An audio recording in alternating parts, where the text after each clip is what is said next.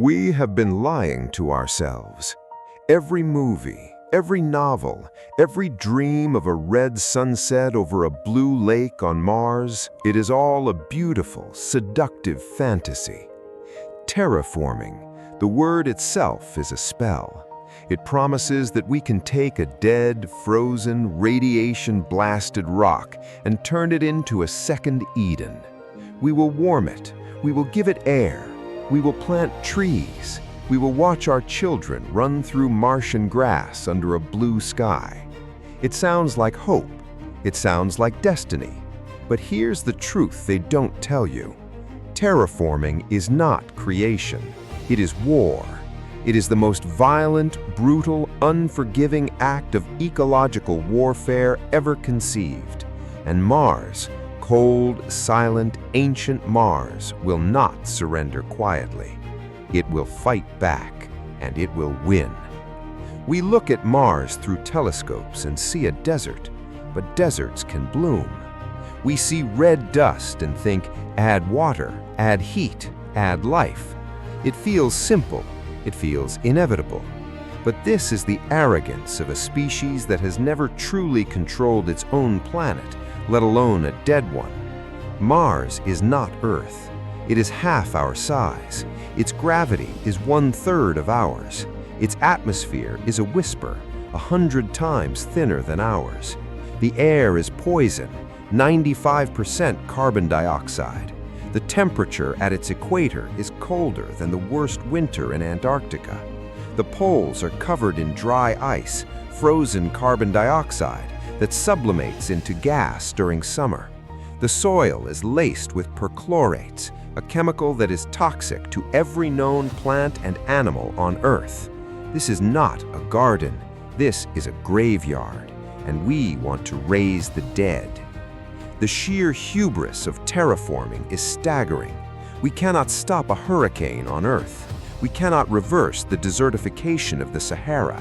We cannot even maintain a stable climate in our own cities. Yet we believe we can drag an entire planet, a world 5,000 miles across, out of its natural state and force it to mimic our own. It is like a toddler claiming they can rebuild a skyscraper with a plastic shovel. But we are not toddlers, we are dreamers, and dreamers are the most dangerous creatures in the universe. Let us talk about the numbers, because numbers do not lie, and they are screaming at us to stop. To make Mars habitable, we need to raise its average temperature by at least 60 degrees Celsius. That is not a gentle warming, that is an apocalypse. We need to melt the polar ice caps, releasing the frozen carbon dioxide, which would create a greenhouse effect. This is the most popular theory. Release the CO2, warm the planet, make it thick enough to hold liquid water, then plant engineered microbes that produce oxygen. In 200 years, you have a world. It sounds beautiful, but here's the horror. There is not enough CO2 in the Martian ice to create a thick atmosphere. Studies in 2018 showed that even if we vaporized every ice cap, the atmospheric pressure would only reach 7% of Earth's. That is still a vacuum. You would need to import billions of tons of greenhouse gases from Venus or from the outer solar system. You would need to bombard the planet with comets, thousands of comets, each one carrying ice and nitrogen. The energy required to redirect a single comet is beyond our current civilization's total power output. You are not terraforming a planet. You are committing to a construction project that would outlast every empire, every religion, every language that has ever existed on Earth. It is a project for gods, and we are not gods. We are barely house cats with rocket ships. Let us imagine we somehow do it. We spend 10,000 years melting, bombing, and seeding Mars. We finally create a breathable atmosphere. We plant the first tree. We release the first animal. We take off our helmets. We inhale. We taste the first breath of Martian air. It is thin, it is cold, but it is air. And then the nightmare begins. The gravity. The human body evolved in Earth's 1G. On Mars, everything is lighter. Your bones degrade. Your muscles atrophy. Your heart becomes lazy. Over generations, you evolve. Your bones lengthen. Your body becomes taller and thinner. Your eyes grow larger in the dim red light. You are no longer Homo sapiens. You are something new, something alien. And then you look at your children. They have never walked on Earth. They have never felt the weight of a normal sky. They see their homeworld as a myth, a fairy tale, a planet of impossible gravity where people were crushed by their own weight. You have not saved humanity. You have replaced it. Terraforming is not colonization.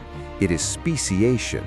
You are not moving to Mars. You are evolving into Martian, a creature that can never return to Earth. You are creating a new race, and in doing so, you are losing the old one. Now, let us talk about Mars itself. It is not dead. It is dormant. It is patient. And it has its own ways of fighting back.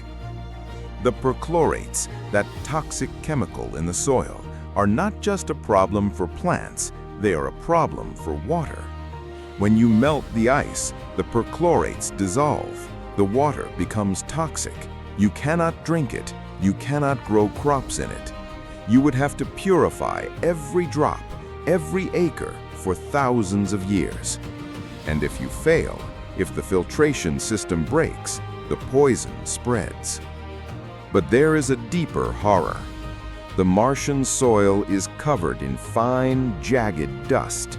It is not like Earth dust. It is sharp, like broken glass. On Earth, dust gets worn down by wind and water. On Mars, there is no wind. There is no water. The dust is razor-edged. It gets into your lungs, into your machines, into every crevice. It cuts you from the inside. The astronauts would die of silicosis. The rovers would grind to a halt. The greenhouses would fail, and you would have to seal yourself off forever in airtight bubbles, hiding from the planet you came to claim. Mars does not want you. Mars will never want you. It is not a mother, it is a tomb. And every step you take on its surface is a step into a grave that has waited 4 billion years for you. Why do we want to do this? Why do we dream of terraforming? It is not about survival. It is about guilt. We have ruined our own planet. We have burned the forests, poisoned the oceans, melted the ice caps. Earth is dying, and we feel the shame. So we look to Mars as a redemption project, a chance to do it right this time, to start over, to be better. But that is a fantasy. We are taking the same species, the same greed, the same short-sightedness, and planting it on a new world. We will repeat the same mistakes. We will mine the resources. We will pollute the air. We will fight over the land. We will bring our wars, our religions, our borders to the red dust. Mars will become Earth 2.0, not a paradise, but a mirror. And then, when we ruin that one, we will look to Europa, and then to the asteroids, and then to the stars. We will be a plague of locusts, devouring the cosmos, leaving behind nothing but ruins. Terraforming is not salvation, it is projection. We are running away from our failures, hoping the next world will forgive us. It will not. So here we are, staring at a dead world with our dreams of resurrection. We can spend 10,000 years and $1 trillion turning Mars into a pale imitation of Earth. Or we can spend a fraction of that energy saving the Earth we already have. The choice is not about Mars. The choice is about us. Terraforming is a distraction. It is a beautiful, seductive lie that allows us to ignore the crisis in our own backyard. We look up at the red dot and say, we can fix that, but we cannot fix our own oceans. We cannot fix our own atmosphere. We are like a man whose house is on fire, staring at the stars, designing a new house on a distant planet, while the flames consume his family. Mars is a test. It is asking us, what are you willing to sacrifice? Your history? Your biology? Your humanity? Your home? The answer to terraforming is not technological. It is moral. And so far, we are failing the test. We would rather terraform a dead world than tend to a living one.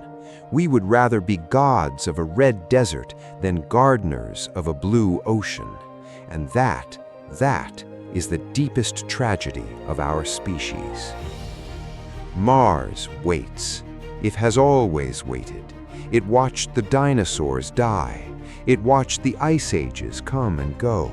It watched us build our cities and burn our forests. It is patient. It does not care if we come. It does not care if we die. But if we do come, if we drag our broken civilization across the void, it will not change us. It will reveal us.